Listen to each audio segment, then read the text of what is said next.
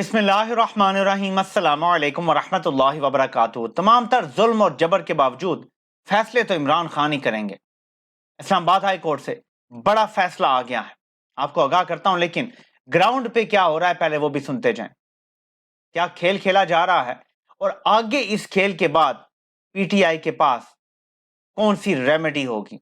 खदशा ये जाहिर किया जा रहा है कि जो लिस्टें लगाई जाएंगी कल, कि किस किस के कागजात नामजदगी मुस्तरद हुए हैं और किसके मंजूर हुए हैं। 1000 से ज्यादा पीटीआई के उम्मीदवारों को मुस्तरद कर दिया जाएगा, ये खदशा पीटीआई जाहिर कर रही है। पूरी बात आपको बताता हूं, लेकिन पहले बैरिस्टर उमैर नियाजी क्या कह रहे हैं जरा ये सुन लें।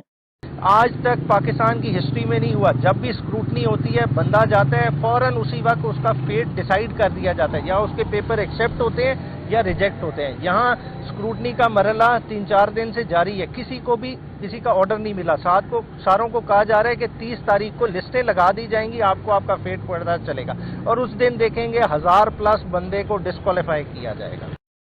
तो अचानक लिस्टें लगाई जाएंगी और 1000 से ज्यादा लोगों को डिस्क्वालीफाई कर दिया जाएगा, उनके कागजात मुस्तरद कर दिए जाएंगे।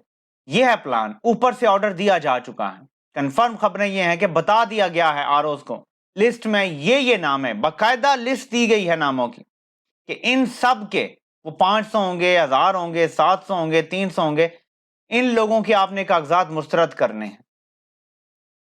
पीटीआई का कोई भी ऐसा बंदा जो पहले इलेक्ट हो चुका है कभी, एक भी नहीं आने दिया जाएगा, ये ऑर्डर दिए गए हैं। वहीं पे दूसरी तरफ नून लीग के लोग जब कागजात नामजदगी दाखिल करवाते हैं या उनके कागजात मंजूर होते हैं तो हवाई फायरिंग चल रही है, पूरा वेलकम, पूरा प्रोटोकॉल है। जरा ये चंद सेकंड का क्लिप देखें।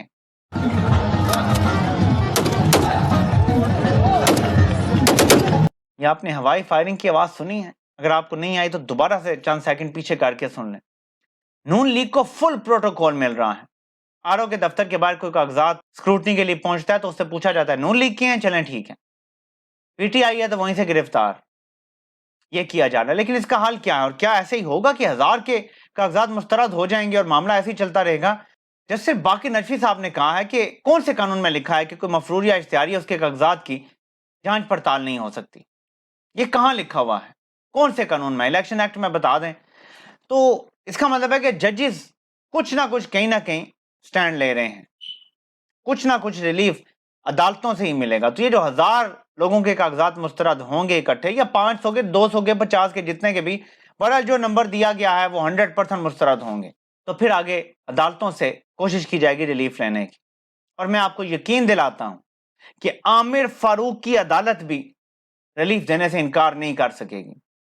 सिस्टम इतना नंगा हो चुका है कि जजेस के लिए भी इसका बोझ उठाना बहुत मुश्किल हो चुका है। मजीद बोझ उठाना शायद मुमकिन ही नहीं रह गया। सूरत हाल ये है कि PTI is making a comeback. ये नून लीग के जाती उमरा के जो मुजावर हैं वो अब लिख रहे हैं। ये चेक करें, अंसार अब्बासी साहब ये लिखते हैं, PTI staging comeback for polling day surprise despite hurdles. इनको भी नजर आना शुरू हो गया है कि तमाम तर जुल्म जबर के बावजूद पीटीआई ने कमबैक करना शुरू कर दिया। कमबैक अवामी सतह पे नहीं, पॉपुलैरिटी तो पीटीआई से ज्यादा किसी की है ही नहीं, वोट तो नहीं पड़ना है। कमबैक के सिस्टम में भी पीटीआई ने शिगाफ डालने शुरू कर दिए हैं। इतने जुल्म जबर के बावजूद भी सिस्टम से जो टक्कर ली हुई है वो अब नताइज देना शुरू हो गई है। ये जुल्म का दौर छटेगा।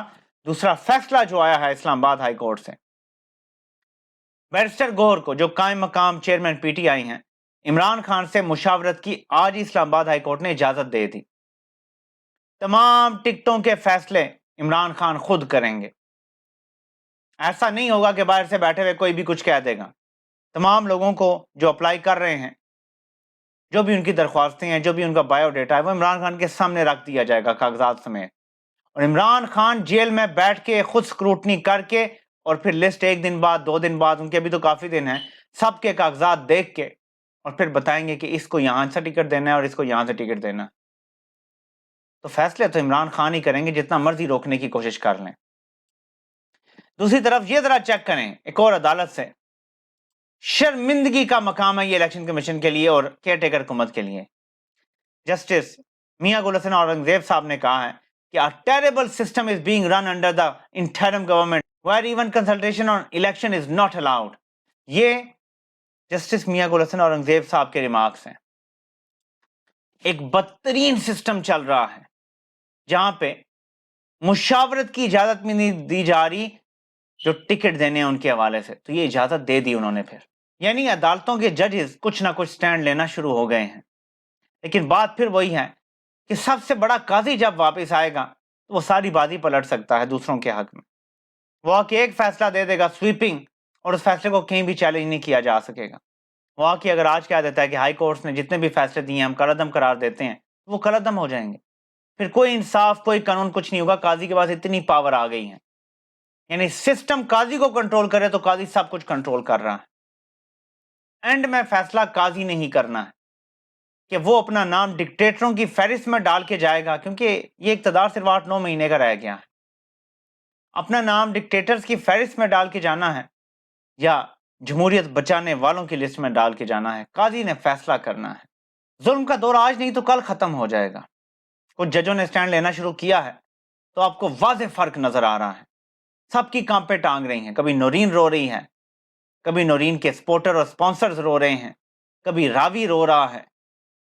ये सारा रोना धोना क्यों है? आपको पता है कि डिमांड क्या थी? पहले डिमांड ये थी कि इमरान खान को इक़्तिदार से निकालो, फिर डिमांड ये थी कि इमरान खान को नायल करो, जेल में डालो, वो भी कर दिया गया। फिर ये डिमांड थी कि इमरान खान की पार्टी को तोड़ दो, वो भी कर दिया गया। फिर डिमांड ये थी कि बल्ले का निशान भी इनसे ले लो, वो भी ले लिया गया।